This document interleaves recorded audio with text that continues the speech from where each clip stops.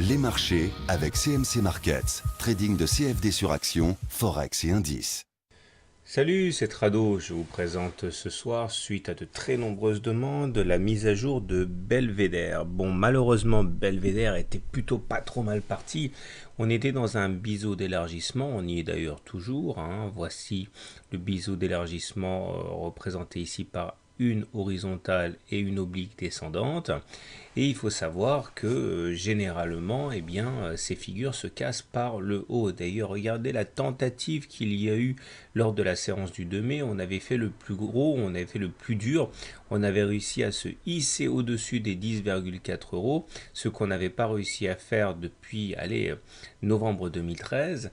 Et tout était bien parti. Malheureusement, on n'a pas réussi à tenir les plus hauts et on a enchaîné la séance suivante avec ce qu'on appelle un harami baissier. Harami baissier, c'est-à-dire qu'on a une grande bougie verte et à l'intérieur un corps rouge comme ça qui est complètement englobé par le corps vert. Ça s'appelle un harami baissier.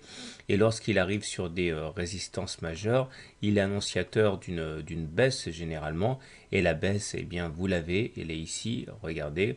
Et on est allé chercher, séance de vendredi, les 9,03, alors qu'au plus haut, on était quand même sur cette jambe de hausse à 10,7.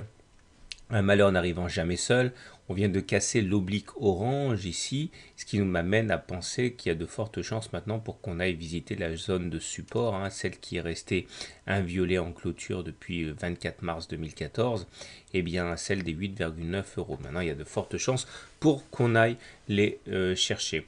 Si on devait finir la rotation, eh bien on pourrait même aller chercher le bas du biseau d'élargissement ici, à savoir les 8,2, 8,3 euros. Maintenant, étant donné que depuis novembre 2013, on fait des oscillations assez claires à l'intérieur de cette figure, rien ne nous empêche d'espérer un rebond sur ces niveaux si on devait les atteindre pour aller tenter une nouvelle percée du côté des 10,4 euros. Je vous rappelle quand même à toute fin utile que les figures en biseau descendant, les biseaux d'élargissement descendant à angle droit se cassent encore une fois par le haut.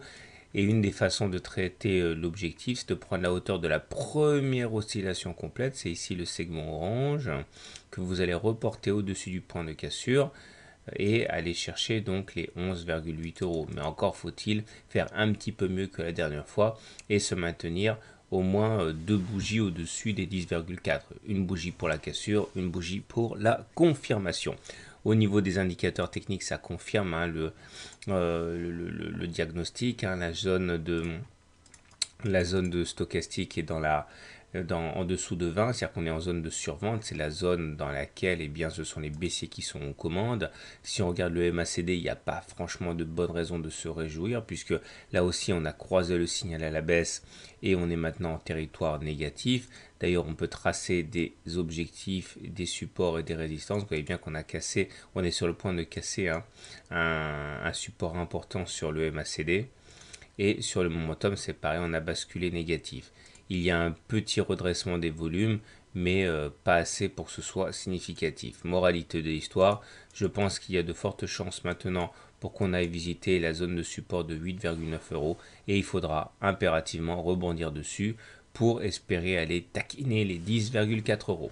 Voilà, je vous souhaite une bonne journée, de bons trades. Si vous découvrez mon travail, n'oubliez pas que vous pouvez vous procurer gratuitement le e-book 100% débutant gratuit pour découvrir l'analyse technique. Voilà, à très bientôt pour une autre analyse technique.